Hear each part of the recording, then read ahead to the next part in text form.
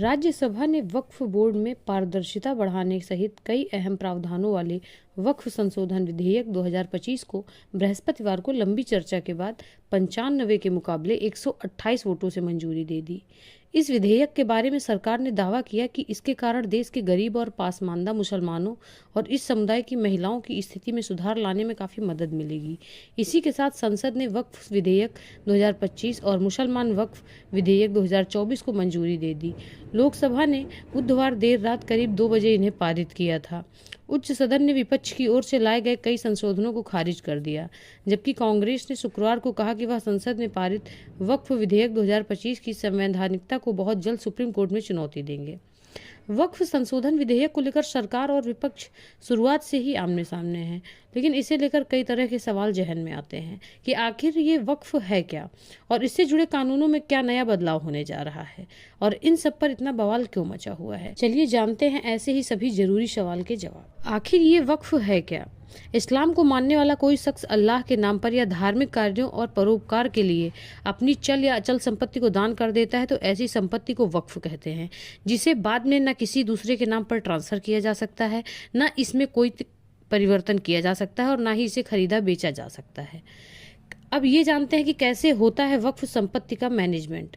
जाहिर है अगर कोई अपनी संपत्ति दान या वक्फ करता है तो उसका मैनेजमेंट भी किया जाएगा, तो इसके लिए सरकार ने वक्फ बोर्ड और सेंट्रल वक्फ काउंसिल बनाया था। सेंट्रल वक्फ काउंसिल एक सेंट्रल लेवल की ऑटोनॉमस बॉडी है जो वक्फ संपत्तियों के देखरेख, उनकी सुरक्षा और उसका मैनेजमेंट करता है। इसके अलावा राज्य स्तर पर वक्फ संपत्तियों का मैनेजमेंट करने के लिए वक्फ बोर्ड बनाए गए हैं। भारत में कुल 32 वक्फ बोर्ड हैं। वक्फ बोर्ड के अंदर चुने हुए सदस्य होते हैं और ये सदस्य मिलकर अपना एक चेयरमैन चुनते हैं, जबकि सरकार की ओर से एक मुख्य कार्यकारी अधिकारी भी नियुक्त किया जाता है। यहाँ कुछ एक शब्दों का मतलब जानना इसलिए जरूरी है जिससे कि आप इसे पूरी तरह से समझ पाएं। जैसे वाकिफ, संपत्ति दान करने वाले को वाकिफ कहते हैं।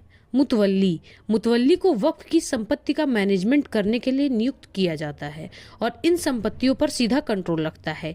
ये संपत्ति से होने वाली कुल कमाई का एक तय प्रतिशत वक्फ बोर्ड को देते हैं।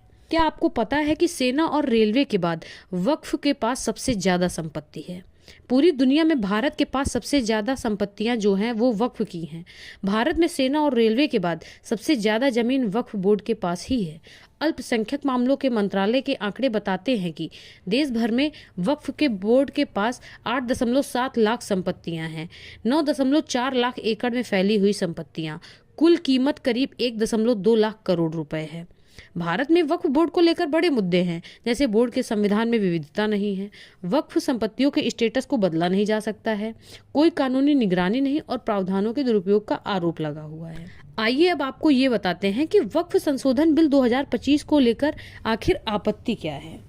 इस नए बिल में कहा गया है कि अब केवल वही शख्स संपत्ति को वक्फ के लिए दान दे पाएगा जो लगातार पिछले 5 सालों से इस्लाम को मानता आया हो और मुस्लिम धर्म का पालन किया हो, साथ ही जमीन पर उसका मालिकाना हक हो। वक्फ एक्ट में 2 तरह की संपत्ति का जिक्र है, वक्फ अल्लाह और वक्फ अलल औलाद। वक्फ अल्लाह का मतलब होता है ऐसी प्रॉपर्टी जिसे अल्लाह को समर्पित कर दिया गया है और जिसका कोई वारिसाना हक न बचा हो, और वक्फ अलल औलाद एक ऐसी संपत्ति होती है जिसकी देखरेख दान करने वाले के वारिस करते हैं। नए बिल में वक्फ अलल औलाद के तहत महिलाओं के विरासत का अधिकार बरकरार रखा गया है। साथ ही ऐसी संपत्ति एक बार सरकार के पास आ गई तो जिला कलेक्टर उसे विधवा महिलाओं या बिना माँ बाप के बच्चों के कल्याण में इस्तेमाल कर सकेगा। वक्फ का दावा माना जाएगा या नहीं ये सिर्फ जिले का डीएम अपने विवेक से तय करेगा। डीएम ऐसी संपत्ति पर अपने पक्ष के साथ एक रिपोर्ट सरकार को भेज सकता है। सरकार ने अगर ये मान लिया कि ये सरकारी संपत्ति है तो फिर वो हमेशा के लिए सरकार की हो जाएगी। रिकॉर्ड में वो संपत्ति हमेशा के लिए सरकारी संपत्ति के रूप में दर्ज हो जाएगी। अब तक ये होता था कि किसी भी संपत्ति पर वक्फ बोर्ड पहले सर्वे करता था और फिर ये बताता था कि संपत्ति वक्फ है या नहीं, लेकिन नए कानून के तहत अब ये अधिकार भी डीएम को दे दिया जाएगा। मौजूदा एक्ट में वक्फ बोर्ड के सर्वे कमिश्नर के पास वक्फ के दावे वाली संपत्तियों के सर्वे का अधिकार है, लेकिन प्रस्तावित बिल में संशोधन के बाद सर्वे कमिश्नर से यह अधिकार लेकर उसे जिले के कलेक्टर को दे दिया जाएगा। ये फैसला इसलिए भी लिया गया है, कई मामलों में सालों से सर्वे रुके पड़े हैं और सर्वे कमिश्नर का खराब प्रदर्शन देखने को मिला है। गुजरात और उत्तराखंड में अभी तक सर्वे शुरू ही नहीं हुआ है और उत्तर प्रदेश में 2014 का सर्वे अभी भी रुका पड़ा है। विशेषज्ञ की कमी और राजस्व विभाग के साथ समन्वय की कमी ने रजिस्ट्रेशन को और धीमा कर दिया है। वक्फ को लेकर और भी कई विवाद हैं, आइए हम आपको उनके बारे में बताते हैं।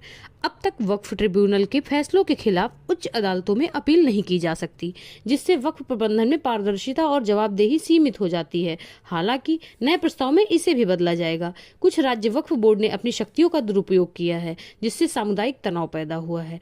वक्फ अधिनियम की धारा 40 का निजी संपत्तियों को वक्फ घोषित करने के लिए खूब दुरुपयोग किया गया है, जिससे कानूनी विवाद पैदा हुए हैं। 30 राज्यों केंद्र शासित प्रदेशों में से केवल 8 ने रिपोर्ट की है, जिसमें धारा 40 के तहत 515 संपत्तियों को वक्फ घोषित किया गया है। इस सब के चलते नए बिल में वक्फ काउंसिल में भी बदलाव करने का प्रस्ताव दिया गया है। मौजूदा नियम के मुताबिक काउंसिल में सभी सदस्य मुस्लिम होना अनिवार्य है, लेकिन नए प्रस्ताव में 2 गैर मुस्लिमों को शामिल किए जाने की बात कही गई है। इसे ऐसे समझते हैं कि सेंट्रल वक्फ काउंसिल में 22 सदस्यों में से 2 सदस्य गैर मुस्लिम हो सकते हैं। इसी तरह राज्य वक्फ बोर्ड में 11 में से 2 सदस्य गैर मुस्लिम हो सकते हैं। इन सब के अलावा एक सेंट्रलाइज पोर्टल के जरिए वक्फ संपत्ति का मैनेजमेंट किया जाएगा, जिससे दक्षता और पारदर्शिता में सुधार होगा। मुतवल्लियों को 6 महीने के भीतर इस सेंट्रल पोर्टल पर संपत्ति की डिटेल दर्ज करानी होगी। एक बार वक्फ हमेशा वक्फ के सिद्धांत ने ऐसे कई विवादों को जन्म दिया। इसी कड़ी में पिछले करीब 2 सालों में देश के अलग अलग हाईकोर्ट में वक्फ से जुड़ी करीब 120 याचिकाएं दायर की गई थी, जिसके चलते अब सरकार को ऐसा लगा कि उन्हें वक्फ एक्ट में बदलाव करना जरूरी है।